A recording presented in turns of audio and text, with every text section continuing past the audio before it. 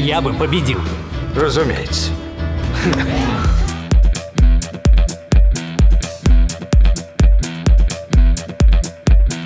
Джет Ли. Знаменитый киноактер, великий спортсмен, самый молодой чемпион ушу в мире. В арсенале бойца множество приемов, но главное его оружие – мудрость. Несмотря на всемирную славу, Джет Ли остается скромным и сдержанным человеком. Как живет реактивный Джет Ли, мы расскажем в этом видео, которое сделали по просьбам наших подписчиков. Микс-шоу представляет. Как живет Джет Ли и сколько он зарабатывает? Джет Ли, чье настоящее имя Ли Ляньцзе, родился 26 апреля 1963 года в столице Китая Пекине и стал пятым и самым младшим ребенком в семье. Когда мальчику было 2 года, его отец умер, и матери пришлось в одиночку воспитывать и поднимать на ноги своих детей. В детстве Ли отличался спокойным характером и образцовым поведением. Мама не разрешала своему младшему сыну плавать, кататься на велосипеде и все, что теоретически может нанести травму. А Ли слушался и даже не пытался ее обмануть. Будущий актер пошел в школу в 8-летнем возрасте и был на год старше своих одноклассников. Учителя любили мальчика, потому что он был честным и скромным. Ему даже разрешали помогать вести ежедневные физкультурные зарядки. Маленький Ляньцзе вставал напротив всех школьников и с серьезным видом отсчитывал ритм. Летом, после окончания 1 класса, его вместе со всеми одноклассниками местные власти отправили в пекинский спортивный лагерь, в котором в результате распределения Ли попал в группу ушу. Будучи трудолюбивым учеником, он старательно следовал указаниям тренера, чем его и поразил. Ли единственный из своих сверстников, кому тренер предложил продолжить тренировки и после окончания летних каникул. Поэтому мальчик стал заниматься ежедневно не только физической техникой ушу, но и духовными практиками этого единоборства. Тренер возлагал большие надежды на своего ученика и даже помогал бедной семье с продуктами питания, чтобы молодой организм Ли полноценно развивался. В 9 лет Ляньцзе готовился к своему первому соревнованию за пределами Пекина и предвкушал путешествие на поезде. А вот его мать была в ужасе от того, что ее ребенок будет так далеко от дома. Ли даже чуть было не остался, но отказаться от участия уже было нельзя. На том выступлении мальчика признали лучшим, а после возвращения домой его освободили от занятий в обычной школе и перевели в спортивную школу. В те времена в Пекине часто отключали электричество, но тренеру это не мешало проводить тренировки. В одной из таких темных занятий Ли повредил ногу, но побоялся рассказать об этом. С распухшей ногой он 2 дня тренировался вместе со всеми, пока не выяснилось, что это перелом. Но и тогда от занятий мальчика не освободили, пока кость заживала, он отрабатывал удары руками. В 1974 году в возрасте 11 лет Ли в составе национальной сборной Китая отправился на соревнования в США. Там юный спортсмен блестяще выступил и был замечен президентом США Ричардом Никсоном. Никсон настолько вдохновился боевой подготовкой Ли, что в шутку позвал его к себе в телохранители, когда Джет вырастет, но тот ответил феерически: «Я не хочу защищать конкретного человека, я буду защищать миллионы соотечественников». Но, несмотря на встречу с президентом США, все же главным достижением той знаменитой поездки Ли считает изменение мировоззрения и его отношение к американскому народу. Мальчик понял, что простые люди в США дружелюбны и не желают зла жителям Китая. В США Ли не забывал о своей маме. Он купил ей в подарок на карманные деньги, которые там получал, швейцарские часы. Вернувшись на родину, молодой спортсмен продолжил участвовать в спортивных соревнованиях и покорять новые вершины. Причем соревноваться 12-летнему мальчику зачастую приходилось со спортсменами сильно старше его за 20, а то и за 30 лет. В последующие 4 года Ли вместе с другими спортсменами Китая объездил полмира, демонстрируя приемы ушу. Ли стремился добиться популяризации ушу во всех странах, и ему это удалось. За период с 1975 по 1979 год он становился чемпионом Китая по ушу 5 раз. Спортивные успехи парня способствовали раскрытию его актерского таланта. Однажды на соревнованиях спортсмена заметил режиссер Чжан Синьянь. Он загорелся идеей сделать из бойца второго Брюса Ли. И, что примечательно, именно Брюс Ли был кумиром Ли Ляньцзе в детстве. Дебютным фильмом для парня стала картина «Храм Шаолинь», рассказывающая о мальчике-сироте, воспитывавшемся в монастыре у шаолиньских монахов.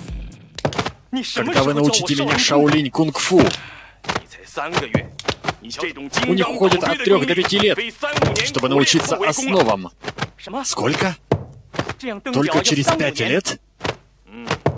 Фильм вышел в 1982 году и имел оглушительный успех. Режиссеры, недолго думая, сняли в 1984 году продолжение этой истории «Храм Шаолиня 2. Дети Шаолиня».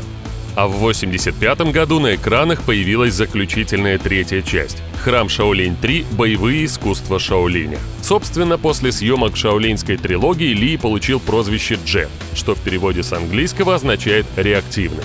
Во время съемок фильмов о Шаолине у начинающего актера возник конфликт с режиссером, после которого Джет принял решение самостоятельно снимать фильмы и играть в них. Но не знавший поражений ранее, Джет Ли столкнулся с рядом неудач. Первая и последняя его работа в качестве режиссера, «Рожденный защищать», вышедшая на экраны в 1986 году, с треском проваливается в прокате. Кроме того, актер во время съемок получил травму спины. Также попытка получить американское гражданство не увенчалась успехом. Актер начал уделять больше внимания личной жизни и созданию семьи. В 1987 году Джет женился на спортсменке Хуан Цюянь, которая была членом сборной Пекина по ушу, а также снималась вместе с ним в фильме «Храм Шаолинь». В браке у них родились 2 дочери – Си и Тайми, но спустя 3 года супруги развелись. В 1989 году вышел боевик «Битва дракона», а в 1991 мир увидел очередной потрясающий фильм с участием Джета Ли «Однажды в Китае». Я не могу принять ваш вызов сегодня. Будь мужчиной.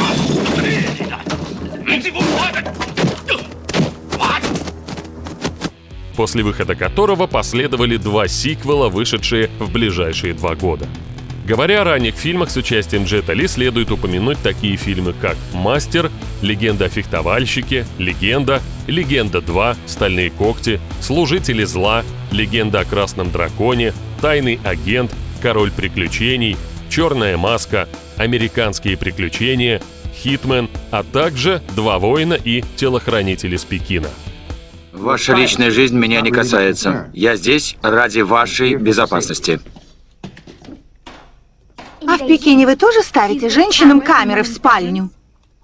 Только тем, которых охраняю. Боевик «Кулак легенды», появившийся на экране в 1994 году, можно назвать ремейком фильма «Кулак ярости» с участием Брюса Ли. Это дом Нагучи. Уходи. Я не уйду, пока не увижу Акутагаву. Что? Ну-ка. А картина «Степень риска» 1995 года выпуска запомнилась зрителям своим сюжетом. Режиссер фильма после ссоры со знаменитым Джеки Чаном решил снять фильм-пародию на него, открыто высмеивая актера и его семью. В 1998 году, покорив зрителей Азии, Европы и Америки, Джет Ли дебютирует в Голливуде в блокбастере «Смертельное оружие 4». Брат, как давно мы не виделись? Скоро опять будем вместе. Его роль сначала предлагали Джеки Чану, но тот отказался, так как не хотел играть отрицательного героя. Что касается Джета, то для него эта роль стала первой в качестве злодея. В 1999 году Ли женился во 2-й раз. Его избранницей стала гонконгская актриса Нина Ли Чи, которая старше супруга на 2 года. Их знакомство произошло в далеком 1989 году, когда они снимались вместе в фильме «Битва дракона». На тот момент актер еще состоял в браке. Ли и Нина долгое время встречались и лишь спустя 10 лет узаконили отношения. Джет Ли уверен, что Нина – его родственная душа и человек, который понимает его как никто другой. В браке у пары появились 2 дочери – Джейн и Джейда. Спустя 2 года после блестящей работы в фильме «Смертельное оружие 4» актер сыграл главную роль в мелодраматическом боевике «Ромео должен умереть». С этими парнями у тебя будут очень серьезные проблемы. Через окно уходи. Нет, я не люблю. Жалко. Мог бы жить. Фильм окупился в прокате, а Ли получил гонорар в размере $2,4 миллиона. Еще одна важная черта Джета – бесконечная любовь и забота о семье. Ради того, чтобы быть со своей супругой рядом в последние месяцы беременности, он отказался от роли в фильме «Крадущийся тигр. Затаившийся дракон». Помимо этого фильма актер отказался сниматься в «Матрице». Ли сообщил, что причиной стала борьба в области авторских прав. Он не хотел, чтобы право на записи полностью перешло создателям картины, и чтобы они смогли бы владеть ими как интеллектуальной собственностью. Снимаясь в фильме «Противостояние» в 2001 году, актер сумел заработать $7,5 миллионов, хотя изначально главную роль в фильме должен был играть Дуэйн Джонсон. Я Юло. Я не стану ничьей подстилкой. Вы будете моими. В этом фильме Джет впервые сыграл вместе с Джейсоном Стейтемом. В том же году актер сыграл роль в фильме «Поцелуй дракона», заработав при этом $5 миллионов. Что ты сделал со мной? Вонзил иглу в шею. Это называется «Поцелуй дракона». Поцелуй меня в зад! Интересный факт из фильма. Туннель, в котором героя Джета Ли настигает французская полиция, тот же самый, в котором погибла принцесса Диана в 1997 году. В одной из сцен герой Джета нападает на сутенера Лупо, которого сыграл Макс Райан. Предполагалось, что диалог между актерами будут снимать отдельно, а драку отдельно. Однако по окончании обмена репликами режиссер по какой-то причине не сказал «снято», и Ли нанес удар. Этот дубль и вошел в окончательную версию фильма вместе с совершенно искренним удивлением Райана. Этот случай пришелся как раз кстати, ведь создателям фильма пришлось подгонять драки под вкусы зрителей, которые хотели видеть более реалистичные сцены. А сцену боя между героями Джета Ли и Сирила Рафаэль Ли вообще пришлось замедлить, так как актеры двигались слишком быстро. Чтобы сняться в фильме «Герой» в 2002 году, Джет Ли согласился на уменьшение гонорара до $11 миллионов. Я хотел бы знать, как ты намерен убить меня без своего меча. Отняв ваш. Джеки Чану предлагали сняться в роли императора, но он отказался. Это был самый дорогой китайский фильм на момент выхода. В 2003-м на экраны вышел очередной боевик с Ли в главной роли «От колыбели до могилы». В 2004-м в СМИ появилась информация о смерти великого актера и спортсмена. Как оказалось, он отдыхал с семьей на Мальдивах во время цунами. К счастью, информация о смерти оказалась лишь слухом. Джет выжил, только повредил ногу, спасая свою дочь. После этого случая большую часть времени актер проводит с женой и детьми. В 2005 году Люк Бессон написал сценарий фильма «Дэнни Цепной пес» специально для Джета Ли. Сними с него его дерьмовую маску.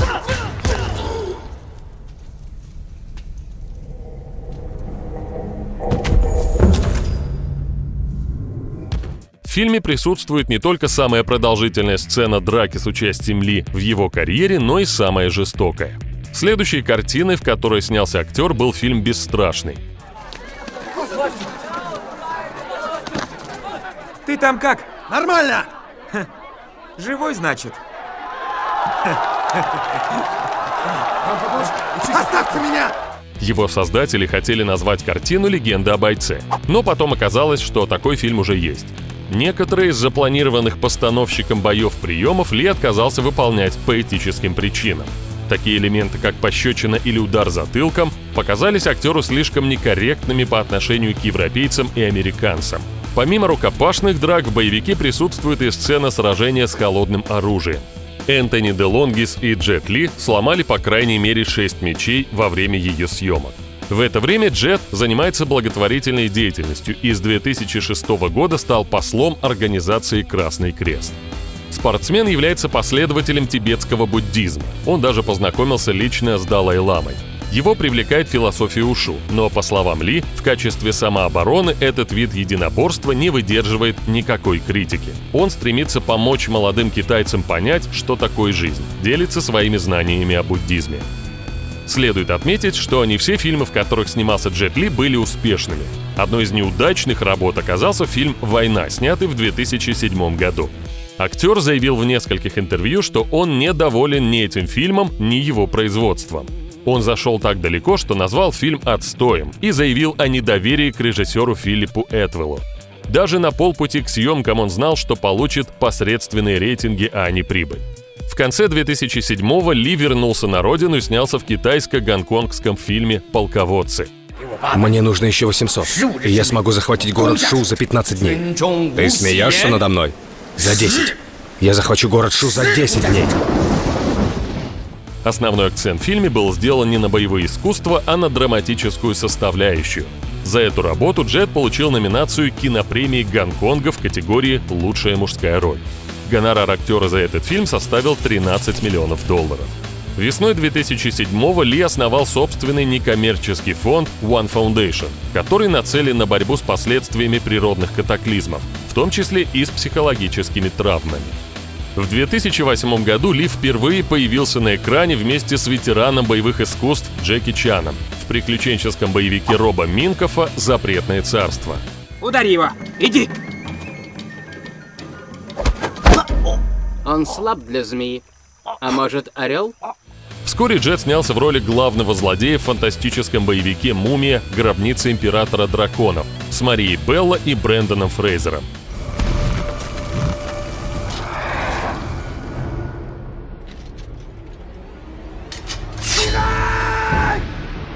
После долгого периода работы в США актер все же смог получить американское гражданство. Но в 2009-м отказался от него и также от китайского в пользу гражданства Сингапура. Джет выбрал эту страну из-за качественной системы образования, необходимой его младшим дочерям. Также в том же году Ли снялся в военной драме «Основание Китая» и запустил свою собственную фитнес-программу под названием «Уджи», которая состоит из элементов ушу, йоги и пилатеса. Вскоре компания Adidas запустила линию одежды для этой программы, украшенную инициалами JL. Возвращение Джета в киноиндустрию после годичного перерыва состоялось на съемках боевика «Неудержимые». Когда меня ранят, то рана больше, потому что я меньше. Я прохожу большее расстояние. Знаю, потому что ты меньше, так? Да.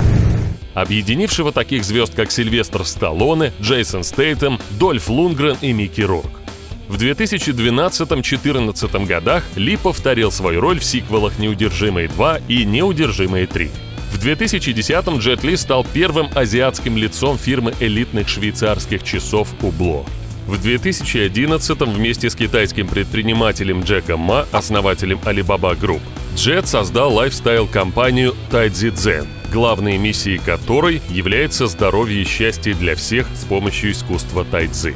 В следующие годы вышли такие фильмы с участием Джета Ли, как драма «Рай океана», «Врата дракона», «Чародей и белая змея», «Жетоны ярости», «Лига богов», «Хранители боевых искусств». Крайним и, надеемся, не последним фильмом, в котором снялся Джет Ли, стал фильм «Мулан», вышедший в 2020 году, в котором он сыграл роль императора. Хуа Мулан, народ обязан тебе нашей победой, а я своей жизнью. Начиная с 2016 года актер активно ведет личную страничку в Instagram, публикуя свои фото. В соцсети попало фото актера Джета Ли, на котором он выглядит настолько плохо, что поклонники не на шутку взволновались. Актер признался в том, что с 2010-го страдает гипертиреозом, но заверяет всех, что с ним все нормально. Несмотря на ухудшающееся здоровье, актер не планирует покидать киноиндустрию и продолжает сниматься в различных проектах. Он так прокомментировал свое решение. «Если я уйду сейчас, то позже окажусь в инвалидном кресле. Но если я не уйду, то все равно окажусь в нем. Но оно будет инкрустировано бриллиантом». В свободное время Джет играет в бадминтон и настольный теннис, катается на велосипеде, читает и медитирует. 26 апреля 2020 года суперзвезде боевых искусств Джету Ли исполнилось 57 лет. В свой день рождения он поделился лучшим подарком для своих фанатов – семейными фото. В 2020 году собственный капитал актера составлял $250 миллионов. Его доход от съемок в фильме самый высокий среди китайских кинозвезд. В родном для жены Джета Нины Шанхае находится огромный особняк актера стоимостью в 200 миллионов юаней. Это около 30 миллионов американских долларов. Его актер купил еще в 2008 году, по слухам, в качестве приданного для одной из своих дочерей, но так в него и не въехал. С тех пор дом пришел в упадок и даже был переоборудован в общежитие для охранников. В Сингапуре в районе Букит-Тимах у актера есть элитное бунгало за 20 миллионов сингапурских долларов или 15 миллионов долларов США. Также известно, что актер владеет недвижимостью в Лос-Анджелесе и проживает там, приезжая в США. Джет Ли небольшой автолюбитель. Известны его автомобили BMW 745 Li и Spyker C8 Spider. Несмотря на то, что актер проживает в Сингапуре, отказавшись от китайского гражданства, он все равно остается любимым актером своих соотечественников. Как вы считаете, благодаря чему Джет Ли стал таким успешным? Если вам понравилось видео, ставьте лайк. А также подписывайтесь на канал, чтобы не пропустить много интересного.